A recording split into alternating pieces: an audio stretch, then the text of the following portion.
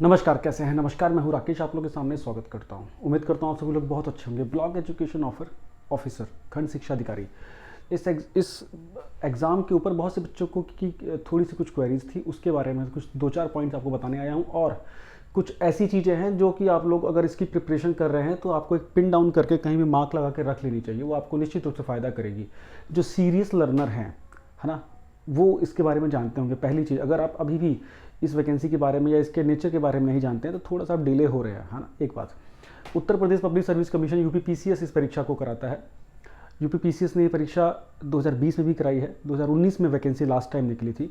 खंड शिक्षा अधिकारी जो होता है वो एक ब्लॉक लेवल का अधिकारी होता है, जो कि प्राइमरी एजुकेशन का एक प्रकार से ब्लॉक लेवल पे एक अधिकारी होता है। मतलब ब्लॉक लेवल के जितने प्राइमरी स्कूल होते हैं उनका सुपीरियर बॉस होता है।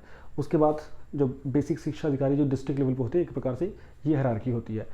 बीएड किए हुए जो छात्र हैं उसके लिए सबसे मेरे ख्याल से बेस्ट प्रोफाइल है, जॉब है।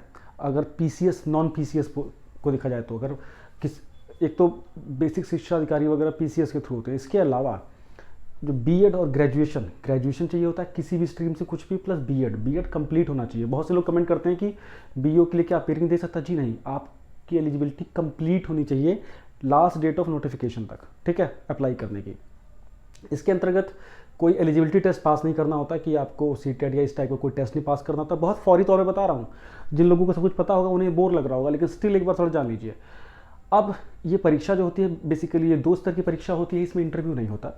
प्रीलिम्स में 120 प्रश्न आते हैं 300 अंकों के, है ना। पिछले वर्ष आया था, वो 2 वर्ष पहले आया था। उसका बताऊंगा कैसा नेचर था और कौन से सब्जेक्ट आपको अच्छे से पकड़ के रगड़ने हैं। उसके बाद मेंस होता है। मेंस के लिए करीब करीब जो स्टैंडर्ड प्रोटोकॉल्स होता है पीसीएस का, उसी प्रकार से लोग बुलाए जाते हैं।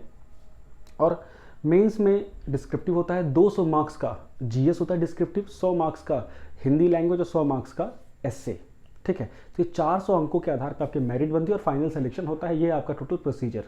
जो जीएस है वो उसका स्तर पीसीएस के स्तर का होता है। जो आप पीसीएस की परीक्षा देते हैं वो यूपी की उसी स्तर की परीक्षा होती है, आरओ के स्तर, इनका लगभग डिट्टो बराबर होता है।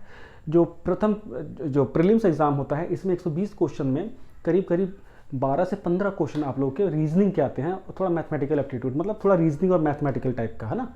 बाकी 100 से 105 क्वेश्चन आप लोगों के आएंगे जीएस के, प्योर जीएस जिसे बोलते हैं। उसमें सबसे ज़्यादा वेटेज रहती है करंट अफेयर्स की। Current affair, history, science, geography, ये इस पोर्शन इसको देखा जाए तो ये इसे रिफ्लेक्ट होता है। अब एक और बात, ये बहुत कंसिस्टेंट होने वाली परीक्षा नहीं है। ये नहीं कि इस साल नहीं हुई तो इस साल अगर हो गई तो अगले साल चलो देख लेंगे।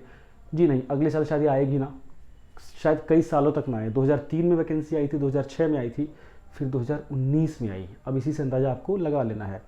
पूरी प्रोबेबिलिटी है कि इस साल के लास्ट क्वार्टर जो चल रहा है ये चलेगा, उसमें शायद वैकेंसी आ जाएगी और एग्ज़ाम होने नोटिफिकेशन के 2 से 3 महीनों में ये एग्ज़ाम करा लिया जाएगा। अभी तक कैलेंडर नहीं आया, कैलेंडर आ जाता तो चीज़ें स्पष्ट हो जाती। खैर, अब आपको इस प्रिपरेशन के लिए क्या करना है, आपको 2 से 3 चीज़ें बहुत अच्छे से करनी है। मैथमेटिक्स पे इतना टाइम आपको वेस्ट नहीं करना है, बिकॉज बहुत नॉर्मल टाइप का कंटेंट उसके लिए आता है। आप सिंपल रीजनिंग वगैरह एप्टीट्यूड कर लेंगे, काम हो जाएगा। आपको फोकस करना है करंट अफेयर्स पे। बहुत बड़ा थंब रूल है, आपको 1 वर्ष के करंट अफेयर के हिसाब से चलना है। तो आप इस वर्ष के मार्च से करंट अफेयर पकड़ना शुरू कर दीजिए, मार्च से इधर तक, ठीक। और इस करंट अफेयर को करते रहिए। कोई भी मंथली एक मैगजीन ले सकते हैं, है ना, जो आपके मार्केट में अवेलेबल हो, अच्छे प्रकाशन की। मैं घटना चक्र, घटनासार को प्रेफर करता हूँ, अच्छा है वो यूपी के एग्जाम्स के लिए, इवन और भी एग्जाम्स के लिए। वो कर लीजिए। प्लस आपके पास जो मानक किताबें हैं, स्टैंडर्ड बुक्स, गाइड जैसी किताबों से दूर रहिएगा। प्रीवियस ईयर अगर यूज़ करना है तो 2018 के बाद के पीसीएस के पेपर देखिए, वो प्रीवियस ईयर उसके लिए काम होंगे। प्रीवियस ईयर के लिए घटना चक्र, पूर्वावलोकन ले लीजिएगा, काम चल जाएगा। मैं खुद की प्रिपरेशन के लिए बोल रहा हूँ, प्रिपरेशन आप मेरे साथ भी कर सकते हैं। खुद प्रिपरेशन के लिए मैं बता दूं आपको, और जो स्टैंडर्ड बुक्स हैं वो आप अच्छे से देख सकते हैं। मेरे चैनल पे 2020 में हम लोगों ने कंप्लीट करीब 150 लेक्चर कराए थे। उन लेक्चर्स को भी आप जरूर से जरूर देख सकते हैं अगर आपको उस क्वेश्चंस का आइडिया लेना है तो। लगभग पेपर वहाँ से निकल के आया था प्रीलिम्स का, अगर मैं बताऊँ आपको तो। कितने पर सिलेक्शन होता है? लगभग आपका सिलेक्शन होता है 60-62% अंकों पे लगभग सिलेक्शन हो जाएगा। 180-170 के बीच में जो अंक आए थे उसमें लोगों ने मेंस दिया था 300 में से, ठीक है। किसी भी पीसीएस स्तर की परीक्षा में 60% मार्क्स पे लगभग हर बार सिलेक्शन होता है, मेंस देखने को मिल जाता है आराम से, ठीक। तो ये आपको टारगेट रखना है। इसके लिए आप लोगों को करंट अफेयर, साइंस, हिस्ट्री बहुत अच्छे से पढ़नी है। हिस्ट्री का स्तर ऊंचा है ना। मॉडर्न के लिए स्पेक्ट्रम और एंशियंट मेडिवल के लिए सौरभ चौबे यूज़ कर सकते हैं। इसके अलावा ज्योग्राफी के लिए एनसीईआरटी, इसके बाद कोई भी स्टैंडर्ड बुक ले सकते हैं टीएमएच की। साइंस घटना चक्र पूर्वावलोकन से हो जाएगी। इसके बाद आप लोगों को इकोनॉमिक्स घटना चक्र पूर्वावलोकन से कर लीजिए। इसके साथ पॉलिटी के लिए वाणी की या लक्ष्मीकांत ले लीजिए, कोई भी ले लीजिए, परीक्षा वाणी की किताब ले लीजिए या लक्ष्मीकांत ले लीजिए। पूर्वावलोकन उसके लिए ज़रूरी है घटना चक्र की। इतना कंटेंट लेके चलिए और खुद से प्रिपरेशन करिए। चीज़ों को बहुत कट शॉर्ट रखिए। कुछ भी कहीं से पढ़ रहे हैं उसके नोट्स ज़रूर बनाइए जो आपको चीज़ें नहीं आती है। बिना प्रिपरेशन के मॉक टेस्ट लगाने कोई मतलब नहीं होता है।